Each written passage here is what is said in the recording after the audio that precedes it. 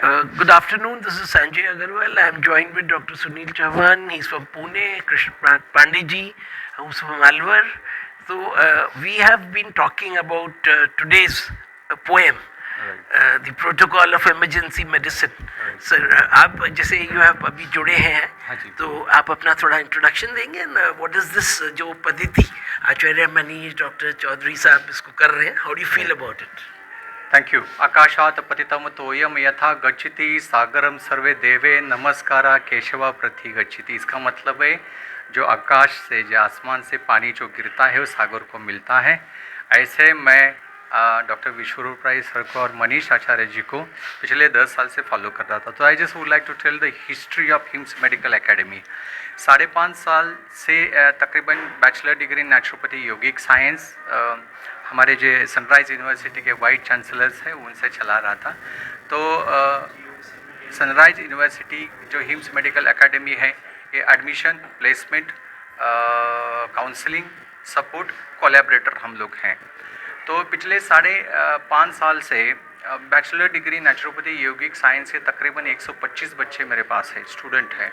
तो इनको doctor BRC का मैं एक फर्स्ट ईयर से एक प्रोटोकॉल पढ़ा रहा था. उसमें डीप डाइट है, 3 स्टेप फ्लू डाइट है, फूड एज अ मेडिसिन है, सर्केडियम रिदम है, जीरो होल्ड थेरेपी है. ऐसे बहुत सारे उनके जो प्रोटोकॉल है फर्स्ट ईयर से मैं पढ़ा रहा था.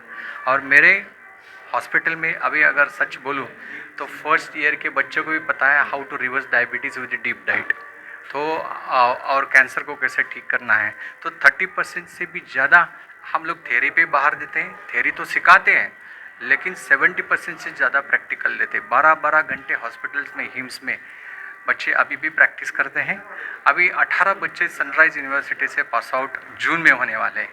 तो मुझे बहुत बहुत खुशी है कि ये 18 बच्चे, उनको पहले से ही हिम्स जो हमारा मेडिकल एकेडमी है उनको सबको एक अपॉइंटमेंट लेटर मिला है, इंटर्नशिप भी मिला है और प्लेसमेंट भी मिला है. तो मनीष आचार्य जी का, डॉक्टर BRC का और हमारे मिस्टर श्रीकांत नाथ पांडे साहब, उनका भी बहुत बहुत शुक्रिया. हाँ सर. और सर आपने क्योंकि वो डायबिटीज़ का इशू रेज कर रहा कि आपके जो फर्स्ट ईयर के स्टूडेंट्स हैं वो डायबिटीज़ एक टाइप 1 एक टाइप 2 होता है. तो अभी रिपोर्ट आ रहा था पेपर्स में, सब नेशनल डेलीज में, टाइप 2 इज़ इरिवर्सिबल, जबकि मैं उसके बिल्कुल विपरीत मानता हूँ.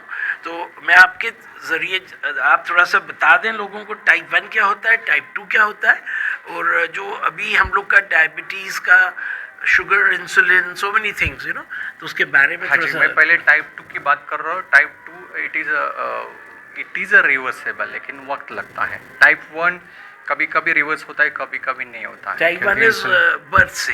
हाँ, टाइप 1 थोड़ा बहुत टाइम लगता है. हाँ, वो बर्थ वाला होता है. हाँ जी, हाँ, बर्थ से. हाँ, तो हु टेक्स द इंसुलिन. लेकिन टाइप 2 है जैसे मैं बोलूँ तो लाइफस्टाइल डिसीज़ की वजह से होता है, ज़्यादा खाना खाने से. तो हमारा एक डॉक्टर BRC का प्रोटोकॉल है सर्केडियम रिदम, यानी सुबह 8 बजे से लेकर शाम को 8 बजे तक खाना खाना चाहिए हेल्दी लोगों के लिए.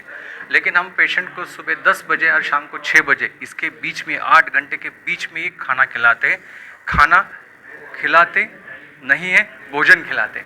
जो सलाड्स है, जो फ्रूट्स है, पहली प्लेट सलाड है, दूसरा प्लेट सब्जी रोटी है, इसके ऊपर ही देते हैं. और बिल्कुल हम लोग गेहूँ की रोटी नहीं देते, दूध दही ताक यानी एनिमल प्रोडक्ट बिल्कुल नहीं देते. और देते क्या है, फ्रूट्स देते हैं, सलाड्स देते हैं और मिलेट्स की रोटी खिलाते हैं. इससे हम लोगों ने ट्रेमेंडस इसका रिजल्ट लिया है. आर्थराइटिस ले लीजिए, टाइप 2 डायबिटीज़ लीजिए, कुछ कैंसर पेशेंट्स है या कुछ जो डायलिसिस पेशेंट्स है, उसका हमारा ग्रे सिस्टम है, हॉट टब बाथ, ये बहुत ही बढ़िया काम कर रहे हैं हमारे हॉस्पिटल में. हमारा 2 एकड़ में हॉस्पिटल है पूना में. हाँ जी, हम लोग ने देखा है इधर वेरियस डॉक्टर साहब का जब डेमो रहता है उससे काफ़ी लोगों को काफ़ी कुछ सीखने को मिलता है. धन्यवाद. पांडे जी सर, डायबिटीज़ के बारे में हम लोग आपकी भी एक राय लेना चाहेंगे.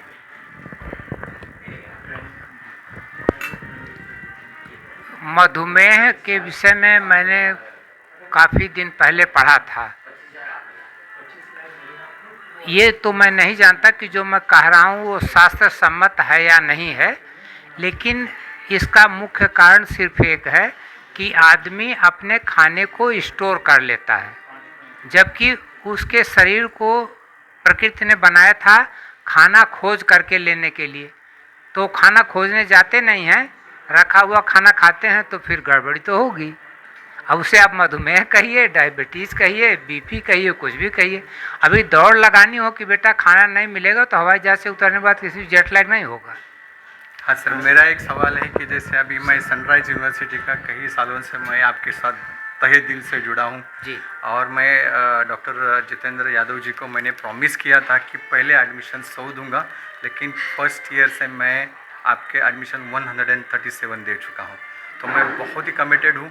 मेरे लिए भी आसान नहीं होगा सनराइज यूनिवर्सिटी के साथ कोलैबोरेशन, तो कोलैबोरेटर तो मैं हूँ, लेकिन जो बैचलर डिग्री नेचुरोपैथी योगी साइंस, ये सनराइज यूनिवर्सिटी भी सवाल उठेंगे और मेरे ऊपर भी सवाल उठेंगे। हम तो कपन बांध के हैं मार्केट में और हम दोनों साथ में। सर तो क्या बैचलर डिग्री नेचुरोपैथी योगी साइंस? सर मैं आपका ध्यान एक डॉक्यूमेंट की ओर आकर्षित करना चाहूँगा। उस डॉक्यूमेंट का नाम है गवर्नेंस इन हायर एजुकेशन और उसकी सब टाइटल है a handbook for vice chancellors. Vice chancellor को इफेक्टिव होना है और वाइस चांसलर के पास ये शक्तियाँ दी हैं सरकार ने कि वो जो डिग्री चाहे वो लॉन्च करे और जो डिग्री चाहे उसे वापस ले ले। तो इंडियन मेडिकल एसोसिएशन एलोपैथी के नाम पर तुम हमारे ऊपर हुकूमत करते रहे, अब वो दिन लद गए, उसको हम नहीं मानेंगे। आयुष मंत्रालय के साथ हमारी बातचीत होती रहती है और वाइस चांसलर को डिग्री अवार्ड करने के लिए किसी की ज़रूरत नहीं है। बहुत बढ़िया। क्योंकि हमने सनराइज यूनिवर्सिटी की स्थापना विधि पूर्वक एक्ट नंबर 25 ईयर 2011 में पास करवाया। उसके बाद यूजीसी से 2F के अंडर ये रिकॉग्नाइज्ड है और इसलिए 2F होने के नाते भारत सरकार से भी अपने रिसर्च और अनुसंधान के लिए पैसा लेना मेरा हक है और मैं लूँगा। और उससे भी बड़ी बात कि जब मैं ही वाइस चांसलर हूँ और मुझे तय करना है मैं क्या पढ़ाऊँगा नहीं पढ़ाऊँगा, तो और किसी मेडिकल एसोसिएशन और उसकी क्या मजाल है जो मेरी इशू की हुई डिग्री को चैलेंज करे। बहुत बहुत शुक्रिया। और मैं तहे दिल से इतना ही बोलना चाहता हूँ आपको सर, मैंने ठान लिया है कि 10 करोड़ से भी ज़्यादा लोगों को नेचुरोपैथी उनके घर घर में रखने वाला हूँ और आने वाले समय में सनराइज यूनिवर्सिटी और हम दोनों मिलकर हिम्स मेडिकल एकेडमी, ये पूरे भारत में नहीं पूरे विश्व में हम लोग इसका रिकॉर्ड करेंगे। बहुत बहुत शुक्रिया। एक मंत्र है ओं सवितुर दुर्तानि पराशुभ यद भद्रम तन्नाशुभ। ये सौर मंडल जो है वो सूर्य से ही प्रकाशित होता है और उसी के चारों तरफ घूमता है। सर एक सवाल इसमें भी, क्या 2 यूनिवर्सिटी मिल करके एक ही सब्जेक्ट पे काम कर सकती है? आपने बहुत सही पूछा। ऐसे सवालों की मुझे ज़रूरत होती है क्योंकि काले अंग्रेजों के लिए मारने का मेरे पास हथियार आ जाता है। आपने सवाल पूछा, मैं आपको बता देता हूँ। अमेरिका पहले फुलब्राइट फेलोशिप देता था, अब उसने नाम बदल करके रख लिया फुलब्राइट नेहरू फेलोशिप, फुलब्राइट कलाम फेलोशिप। तो ट्वाइनिंग प्रोग्राम में हमारी मर्जी, मैं 1 साल यहाँ पढ़ाऊँगा, 2 साल अमेरिका में पढ़ाऊँगा, चौथे साल फिर वापस लाऊँगा। किस लिए मुझको बनाया गया कुलपति? क्या इसमें सदैव से भारत सरकार अब कानून भी बना चुकी है कि सभी इकोसिस्टम के जो लोग पढ़धारी हैं वो मिल करके आपस में एक दूसरे के संसाधनों से बेहतर रिजल्ट दें। तो एक डिग्री के लिए हम 5 यूनिवर्सिटी में पढ़वाएंगे, मेरी मर्जी। डिग्री मुझे देनी है, वाइस चांसलर मैं हूँ। वैल्यू वही मिलेगी आपको। वैल्यू की ऐसी की तैसी वैल्यू के ऊपर हूँ मैं। स्टूडेंट को उसका कोई नुकसान भारत का अकेला वो कुलपति आपसे बात कर रहा है जिसने यूएन में नौकरी की, जिसने यूपीएससी के बाद भारत सरकार में नौकरी की, जिसने भारत सरकार की महारत्ना कंपनी पावर ग्रिड में जनरल मैनेजर में 18,500 लोगों को कंट्रोल किया। करोड़ों की बात ही नहीं करेंगे और उसमें चीन और जापान और यूएस की भी बात नहीं करेंगे। यही नहीं, अभी आने वाले 4 सालों तक मैं वाइस चांसलर हूँ, तब तक तो मैं पता नहीं क्या कर डालूंगा। क्यों? क्योंकि मैं अपनी यूनिवर्सिटी के लिए सोचूंगा। जब एक बार राजस्थान सरकार ने एक्ट बना दिया और विश्वविद्यालय अनुदान आयोग ने 2F में हमारा रिकॉग्निशन कर दिया, तो वो सारे पावर मेरे पास हैं। कोई नहीं पढ़ता है, अपना पावर नहीं जानता तो ना जाने। मैं तो 5 यूनिवर्सिटीज़ में अपने कोर्स पढ़वाऊंगा, डिग्री में दूंगा। बात बताइए, जो ये जानकारी नहीं थी लोगों के अंदर में, तो इससे कॉन्फिडेंस जागता है लोगों का। हाँ, तो लोगों से कहिए कि पढ़ा करें। बेकार नहीं जाएगी। नहीं, लोगों से कहिए पढ़ा करें। वाइस चांसलर साहब लोग पढ़ा करिए। पहला डॉक्यूमेंट है national education policy 2020, multiple entry multiple exit. आप आइए, बीटेक में एडमिशन लीजिए। आप नहीं पास हो पाए 1 साल बाद तो सर्टिफिकेट लेके बाहर हो जाइए। अगर आपने 2 साल तक पढ़ लिया तो फिर ठीक है, 1 साल और पढ़ लीजिए, डिप्लोमा दे देंगे। फिर चले जाइए, कमा के आइए, 5 साल बाद फिर आप वापस आइए, चौथा पूरा कीजिए, हम बीटेक दे देंगे। और आप यहाँ से 2 साल पढ़ के बेंगलोर चले गए तो नेशनल क्रेडिट फ्रेमवर्क के हिसाब से हमारी क्रेडिट वो बेंगलोर यूनिवर्सिटी 2 साल का लेकर के उनको तीसरे साल में एडमिशन दे देगी। सरकार ने ये सब डॉक्यूमेंट पहले बना के दे दिया। National education policy 2020, governance in higher education, subtitle handbook for vice chancellors 2019, 7 November 2022, extraordinary gazette.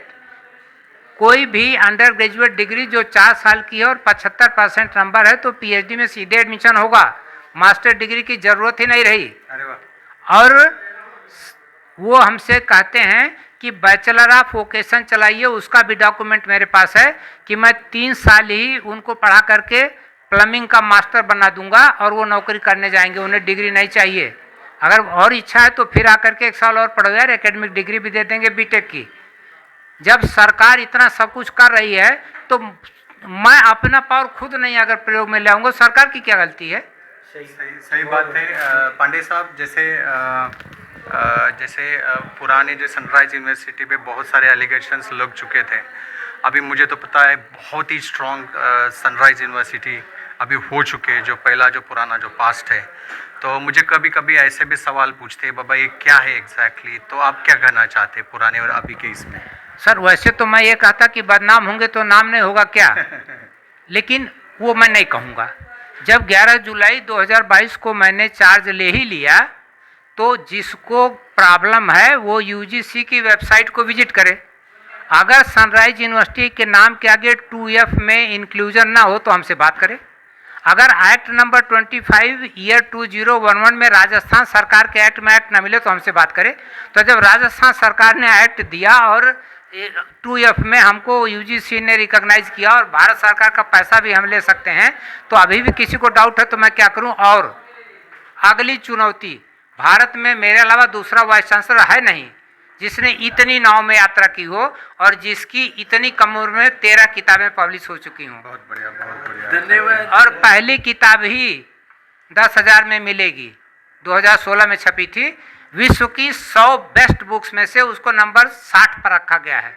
2024 में अभी तक कोई भी वाइस चांसलर भारत में एक किताब पब्लिश नहीं कर पाया है। सनराइज यूनिवर्सिटी के वाइस चांसलर की किताब मार्केट में अवेलेबल है। बहुत बढ़िया, आप लोग का बहुत बहुत धन्यवाद। हमारे जो आज के गेस्ट हैं उनका बहुत बहुत धन्यवाद। और जैसे आपने सुना पांडे जी को, उन्होंने 3 बार, अभी उनका हमारा तीसरा इंटरव्यू चल रहा है आज। मनीष, आचार्य मनीष जी, जिनको हमने गुरु जी का लेबल दिया, उनके साथ हुआ। और उससे पहले उसका डायरेक्ट इंडिविजुअल जानकारी अभी आपने दी है, तो शायद बहुत कम लोग इस बात को प्रचार करते हैं या प्रसार करते हैं। इस बात पे बहुत कम लोगों का ध्यान जाता है और ना कोई इस पर सवाल करता है। सवाल करने के लिए सोचना पड़ता है ना, इसीलिए आपने देखा होगा कि मैं वहाँ कह रहा था आपके मीनिंग से मुझे मतलब नहीं है, सवाल पूछिए, क्योंकि मैं पढ़ाने वाला शिक्षक हूँ। तो मुझसे सवाल पूछिए और जवाब लीजिए। प्रेस कॉन्फ्रेंस के द्वारा हमने ये कहा कि सवाल पूछिए और जवाब लीजिए। मुझे आपके अर्थ अनर्थ से मतलब नहीं है। बहुत बहुत धन्यवाद। और अभी हम लोग अंदर कॉन्फ्रेंस हॉल में चलते हैं जहाँ पे प्रेस कॉन्फ्रेंस हुई थी और हमारे जो डॉक्टर चौधरी उनका इंटरव्यू करते हैं। धन्यवाद सर। धन्यवाद सर।